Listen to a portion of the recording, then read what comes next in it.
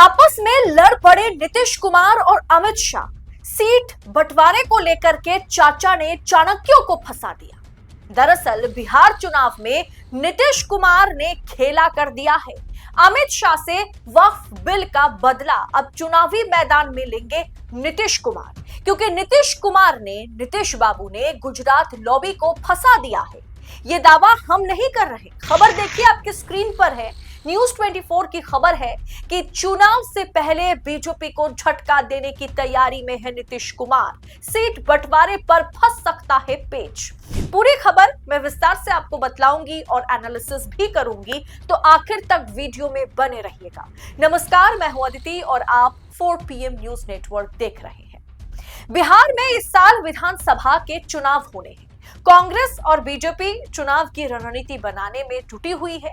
दिल्ली से आलाकमान बार बार, चाहे बीजेपी के हो चाहे कांग्रेस के हो, बार बार पटना का दौरा कर रहे हैं।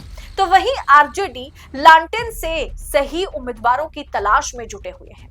वहीं जेडीयू ने वक्फ बिल के बाद अपने तीर कमान ठीक करने की कोशिश में लगी हुई है। कुल मिलाकर के बिहार में इस बार सियासी लड़ाई काफी रोचक होने वाली है। 4 बड़े दलों के अलावा चिराग पासवान, जितन राम मांझी, मुकेश सहनी, प्रशांत किशोर, पीके की पार्टियां, मतलब ये तमाम पार्टियां भी सियासी धमाल मचाने की तैयारी में है। बीजेपी इस बार के चुनाव में खास रणनीति बनाने में जुटी हुई है। बीजेपी हर हाल में चाहती है कि बीजेपी बिहार में अकेले के दम पर चुनाव लड़े। अटल बिहारी का जो सपना रहा है उसे वो साकार करे। बाकायदा अमित शाह ने अपने स्लीपर सेल को एक्टिव कर दिया है। पटना के मैदान में कार्यकर्ताओं को समझाया जा रहा है कि काम ऐसा करो, इतने अच्छे से काम करो कि बीजेपी अपने दम पर चुनाव जीत सके। नीतीश या किसी दूसरी पार्टी पर हमें भरोसा करना ना पड़े। नतीजे आने के बाद सरकार बनाने के लिए ऐसा काम करो। पार्टी में अभी बैठकों का दौर जारी है। इस बीच खबर है, अन्य राज्यों की तरह बीजेपी बिहार में भी पूर्व केंद्रीय मंत्रियों और सांसदों को चुनाव में उतारने की तैयारी में है। यानी पार्टी इस बार हारे हुए सांसदों और विधायकों पर दांव खेलेगी। इसमें आर.के. सिंह, सुशील सिंह, रामकृपाल यादव, सतीश चंद्र दुबे, शहनवाज हुसैन, अश्विनी चौबे जैसे नेताओं के नाम शामिल हैं। एनडीए का संभावित सीट बंटवारे का फॉर्मूला क्या है, जिसमें पेच फंस सकता है और जिसमें नीतीश कुमार ने साफ तौर पर कह दिया है कि मैं तो समझौता नहीं करने वाला हूं।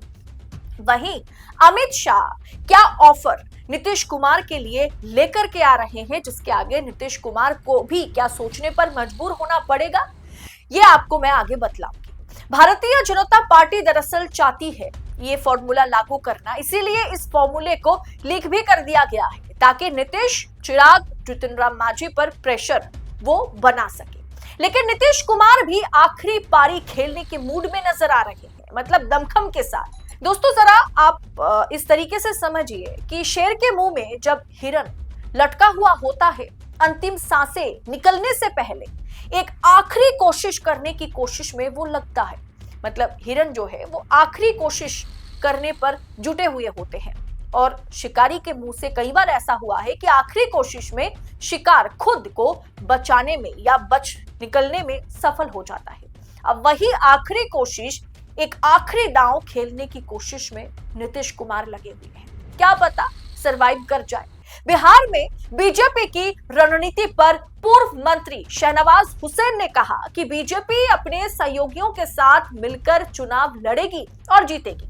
विपक्ष की बातों पर कोई भरोसा करने वाला नहीं है, लेकिन खेल नीतीश खेल सकता है। ये आप चुनाव के आखिरी दिन के, जिस दिन आखिरी मतदान होगा, उस दिन भी आप सोच के चलिए कि नीतीश कुमार खेल कर सकता है। बीजेपी नीतीश पर तो भरोसा नहीं कर सकती। नीतीश कुमार जी के नेतृत्व में चुनाव लड़ेंगे और जीतेंगे, ये बात लगातार बीजेपी तो कर रही है। सूत्रों की माने तो नीतीश कुमार चाहते हैं कि जेडीयू इस चुनाव में कम से कम 105 सीटों पर चुनाव लड़े। वहीं बीजेपी 100, उपेंद्र कुशवाहा को 7, जितन राम मांझी को 8, चिराग पासवान की एलजेपी जो है उसे 22 से 23 सीटें मिले। हालांकि दोस्तों, बीजेपी सीएम के इस फॉर्मूले से कितना सहमत है, ये बड़ा सवाल है, क्योंकि 2020 विधानसभा चुनाव के नतीजे पर अगर आप गौर करेंगे तो भारतीय जनता पार्टी और जेडीयू दोनों ने 50-50 सीट शेयरिंग के फॉर्मूले से चुनाव लड़ा था, लेकिन जेडीयू सिर्फ 43 सीटें जीत पाई थी, जबकि भारतीय जनता पार्टी 74 सीटें जीती थी। अब 62 सीटें, 105 में से 62 सीटें जेडीयू हार गई थी। ऐसे में अमित शाह इस बार नीतीश को 100 से अधिक सीटें ऑफर करने वाले तो कतई नहीं है। नीतीश कुमार भी 105 से कम में मानने वाले नहीं है। अब ऐसे में बीजेपी के पास दो ही विकल्प है, नीतीश के पास भी दो ही विकल्प है।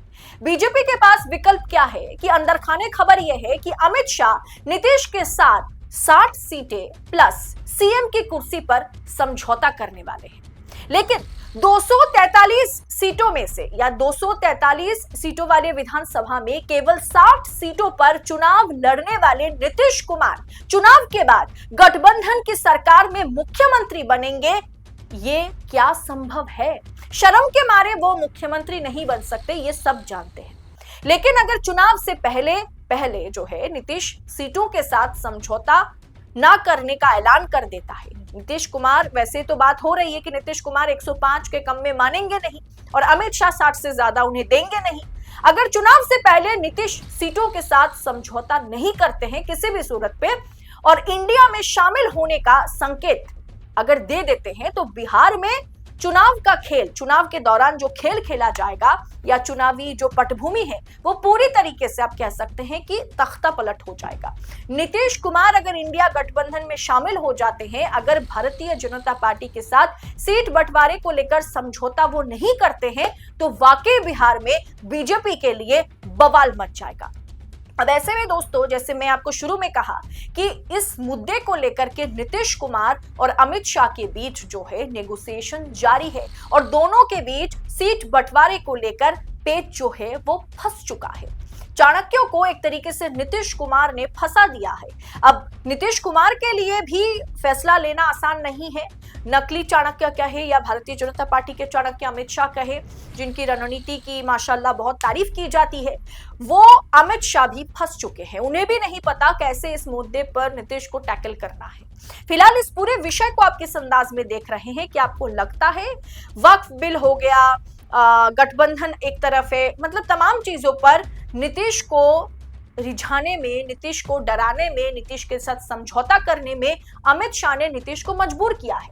लेकिन क्या सीट बंटवारे को लेकर के अमित शाह नीतीश को उनके आगे घुटने टेकने पर मजबूर कर पाएंगे या नीतीश खेल कर जाएगा? आपको क्या लगता है? आप अपनी राय कमेंट कर हमारे साथ शेयर कीजिएगा, क्योंकि आपकी हर एक राय हमारे लिए बहुत ज्यादा महत्वपूर्ण है। फिलहाल इस रिपोर्ट में इतना ही। जल्द होगी आपसे मुलाकात। बहुत बहुत शुक्रिया आपका। जय हिंद, जय भारत।